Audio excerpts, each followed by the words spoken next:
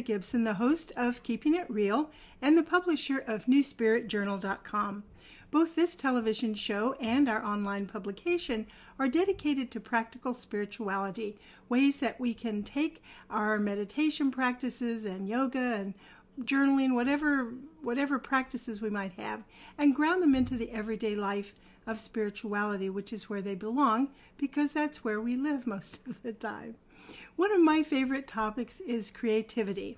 And I know for some people, they're like me. They hear the word creativity and they're like, oh, tell me more, tell me more. It's just so fascinating. And then there are other people who run for the hills because they don't think they're creative. So I decided to do a series on creativity so that we can kind of explore this further and kind of unwrap it maybe for people for whom it seems to be a scary thing. My first guest is a woman by the name of Cathy Wilde, and she has written a book called Wilde Ideas. I think it's very cool that she's able to work her name in with her book. But she has spent more than 30 years developing innovative approaches to healing using the creative process. She's a pioneer in somatic counseling, the expressive arts, and the field of life coaching. And she was featured as a creativity expert on the PBS television series In the Prime.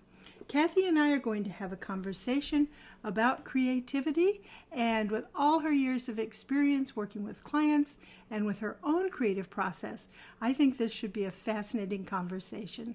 So let's go visit with Cathy and see what we can learn. Hi, Cathy. Krista here. Hi, Krista. I'm so glad you could join us today, and I'm so looking forward to talking to you about creativity. Well, it's my favorite topic. I know you've written this whole book, which I told our viewers about, Wilde Ideas, and how cool I thought it that you could work your last name in with the name of your book. Very cool. So talk to us, how do you view creativity? Because as you say in your book, and as you and I have already discussed, some people just love the word creativity, and other people run for the hills. Well, Wild Ideas, Creativity from the Inside Out is a book I wrote because of my own experience with being completely intimidated by the process. My way of learning is by trial and terror as opposed to trial and error. So I really feel like the book speaks to people who really are drawn to the creative process like I was. I felt myself to be an artist, and yet I really had no obvious talents. And I wasn't one of those art students in school. I wasn't picked by the teacher to do the special art projects. So by the time I got older, I just didn't really have a sense of myself as a creative person, but I instinctively felt that I wanted to be one. And so the book speaks to creativity from the inside out. And for me, creativity is really about how you express yourself when you're facing the unknown. When you're working with the tried and true, or we all have our habits and patterns, or we know how to do something, that's not being creative.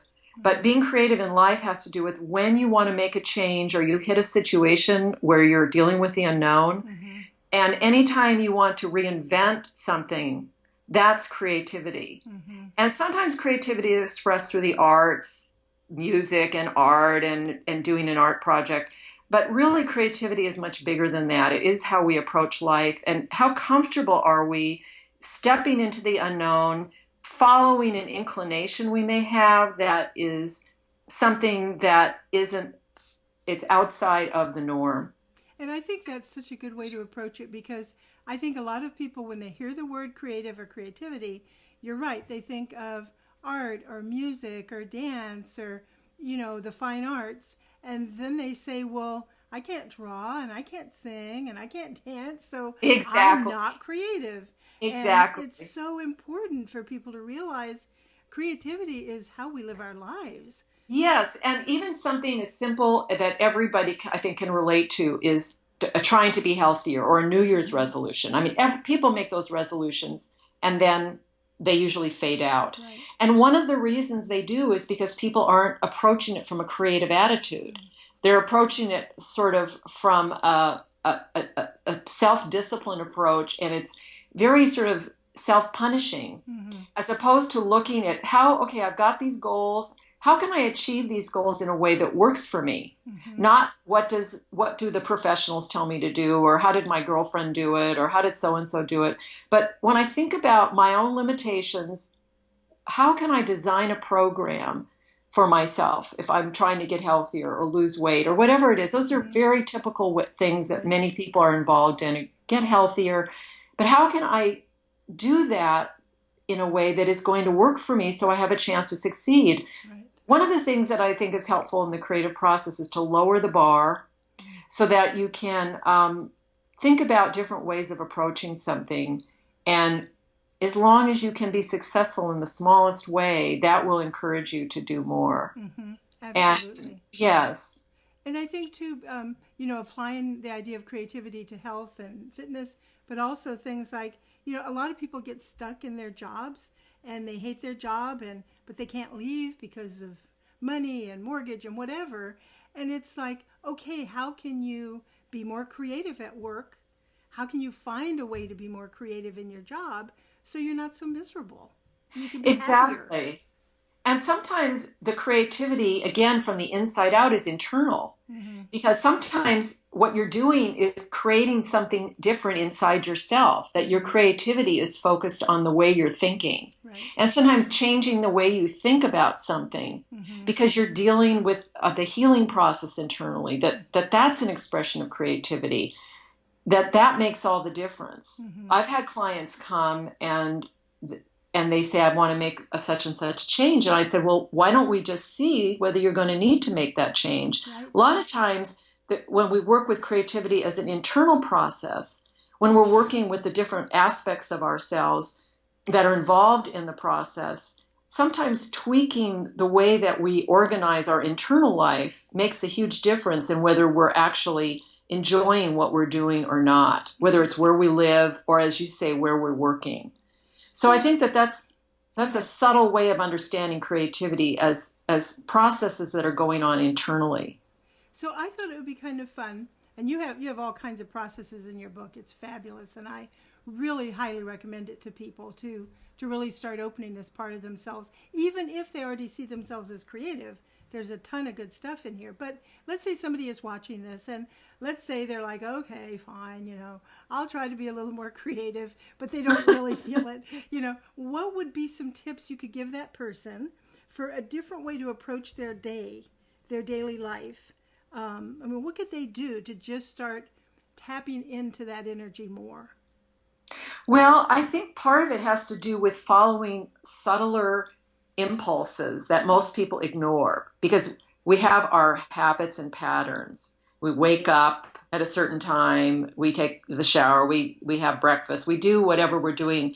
One of the things is to just break one of those patterns, something small, like maybe have something different for breakfast, or maybe take a walk in the morning before breakfast, but just doing something slightly different. That is something that you sense that you'd like to do, paying attention to that subtle thought that you have that you tend to ignore because you rely on those patterns. Mm-hmm. So maybe you're in the middle of your day, you're about to take out that same sandwich that you eat at your desk. Mm-hmm. And maybe you look outside and see, oh, wow, it's sunny out. Well, maybe take a little walk and go outside. So something simple like that, where you just have a subtle passing thought. Right. And instead of ignoring it, even if all you can do is write it down to pay attention to it, I would even start with that, but you can't actually do it. Right. But what is that subtle thought I had that I ignored? Right. And then the next time, you can try to follow up and just doing something a little bit differently. Right. I like keeping the bar low when you're first starting to explore creativity, because when we look at our lives are sort of inundated with the media, and we see so many incredibly creative people doing so many amazing things. Right. I mean, we can be easily intimidated by that. I mean, it can be inspiring, but it can also shut us down. Mm-hmm. So I suggest going with something really small for people. Like you said, if you want to just do one small thing. Mm-hmm. So just break one pattern, do something different. Even if you do that, then that helps. That helps you at least start down that path, and then maybe you can break another one and another one. Exactly. Just but starting out with something small. Now, what about somebody who is in the opposite area? They see themselves as really creative. They have tons of ideas, whether it's for art or a book or whatever. And so they've still never written that book. They've still never finished the picture because they have so many ideas and so many ways they want to be creative. What can that person do to hone in? Somebody that has what the problem you described is a fairly common one, but I think there's a little bit of deceiving going on there because it sounds like, oh, I've got so many ideas, I've got so much going on.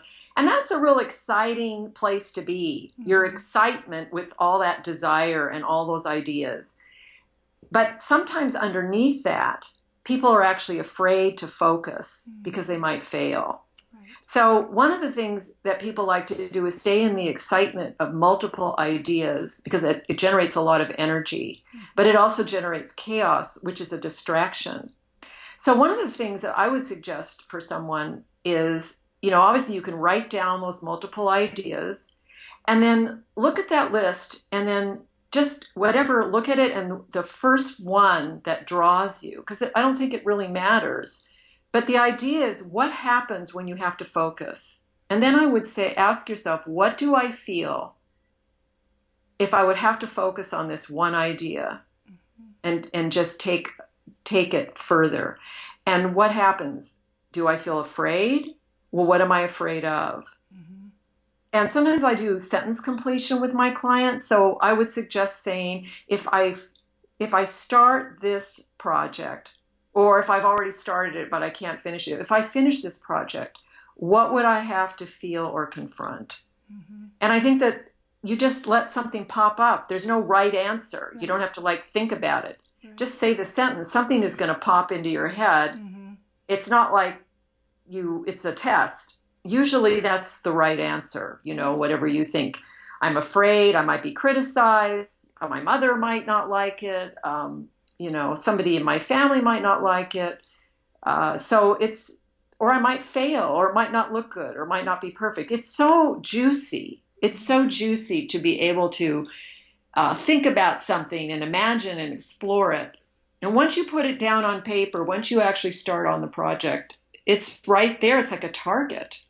Right. So. And don't you think one of the things, because I think about this and I've watched it with myself as well as other people, but a lot of the creative process is hard work, and when you're in those early phases, when you're just starting, it's so exciting and juicy, like you say, and I'm doing this book, but then you get down to how many rewrites are you going to do?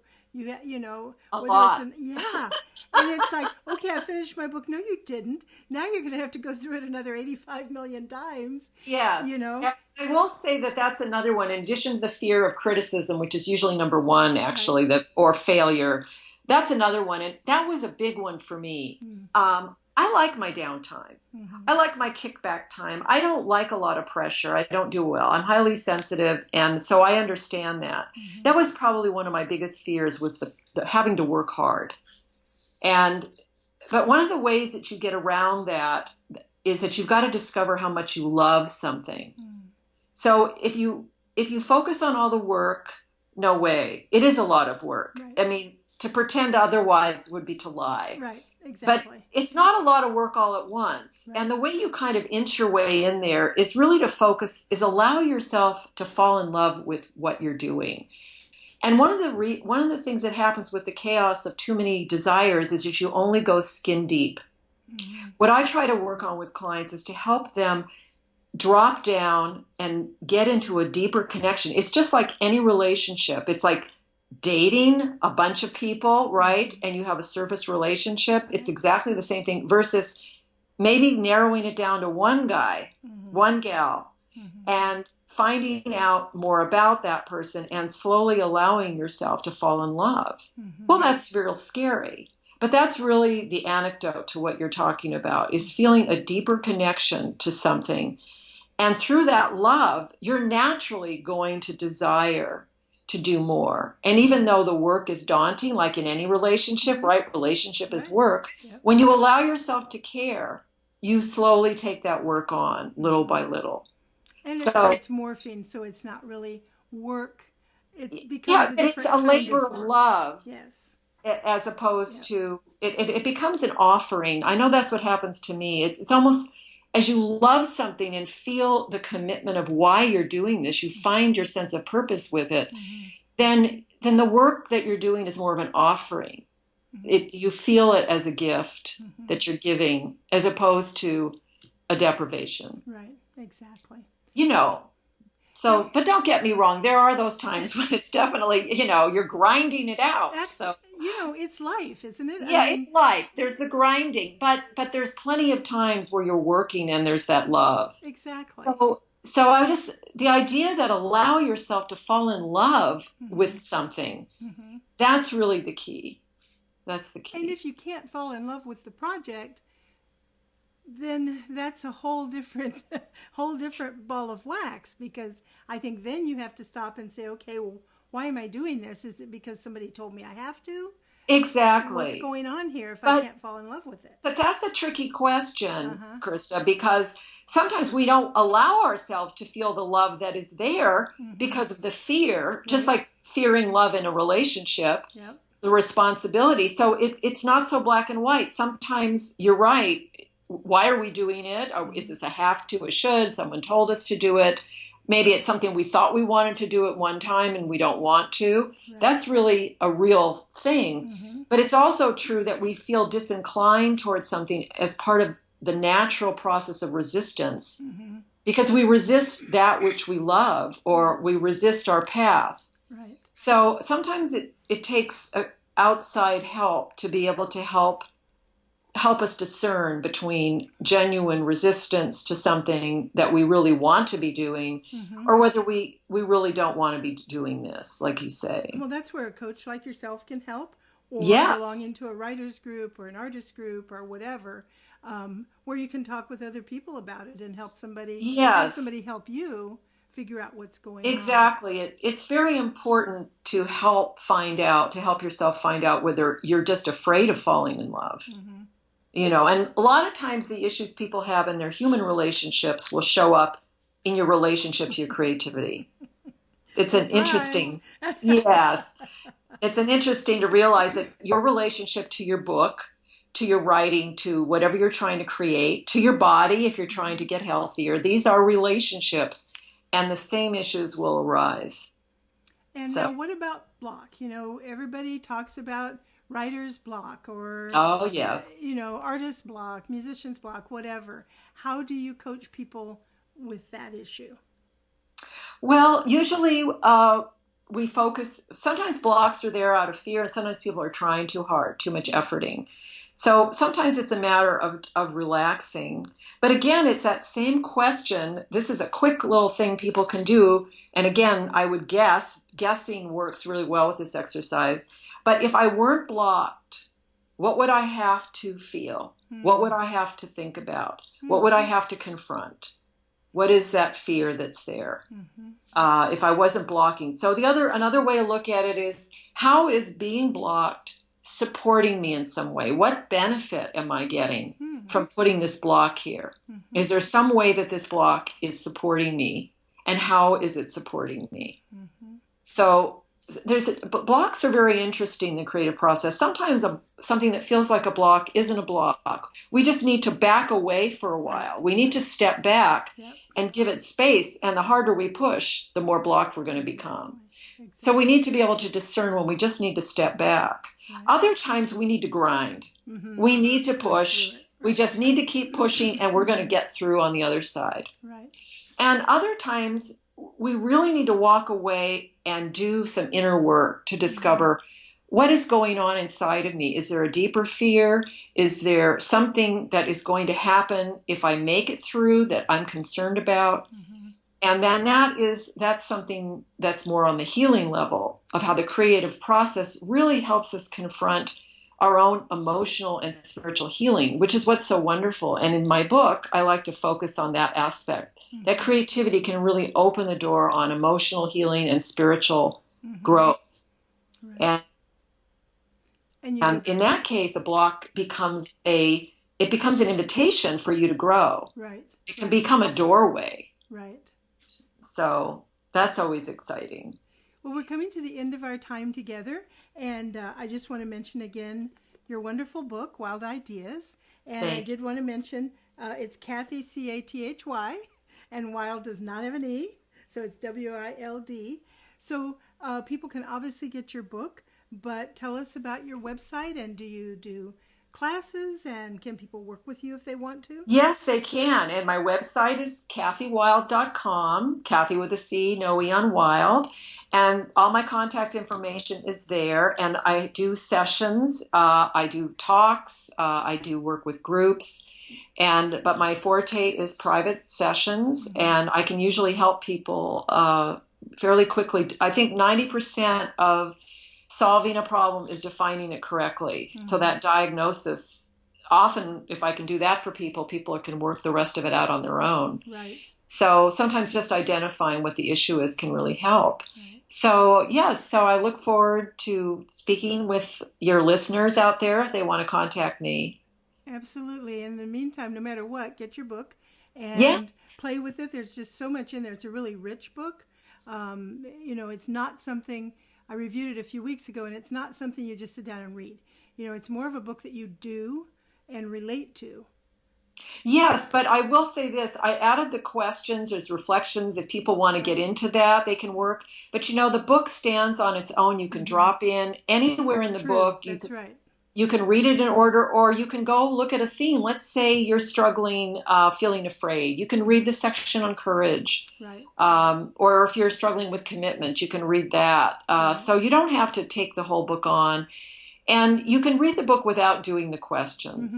Some people are project people. They want questions. Right. And other people just want to read the personal stories. Yeah, which it's full of those. Yeah. It's awesome that way. So and sometimes just reading about what someone else has experienced just opens you up. So absolutely. There's no right or wrong with the book. Right.